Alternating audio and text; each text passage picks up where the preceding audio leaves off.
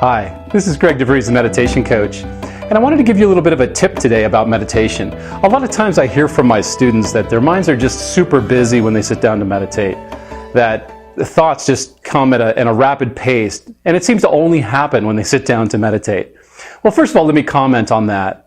It's not that your mind is more busy when you sit down to meditate. It's that normally there's nobody home paying attention. You're not noticing how busy your mind is because you're lost in the thought world that we kind of live inside of. And so let me give you a little tip on how you can clear your mind before you start your meditation practice. Get yourself a journal. It can be just a simple piece of paper, or you could even use your computer if you prefer. I like to keep an actual physical journal. And what I do before I start my meditation practice in the morning is I write down everything on my mind.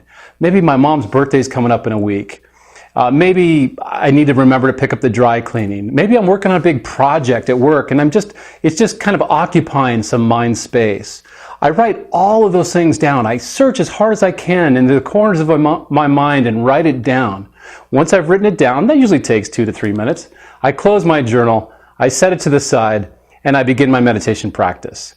This has an amazing impact on my meditations. It literally takes everything that you would normally be worried about, trying not to forget, and all that stuff, gets it down on paper so that your mind feels comfortable, relaxing. It's a beautiful thing. So I want you to give that a shot. Just try to use some sort of a journal, piece of paper. Now you can just throw that piece of paper out after your meditation's over. There's no reason to keep it unless it helps you and it becomes your to-do list. But it's a really valuable technique. Thank you so much for watching, and I'll see you next time.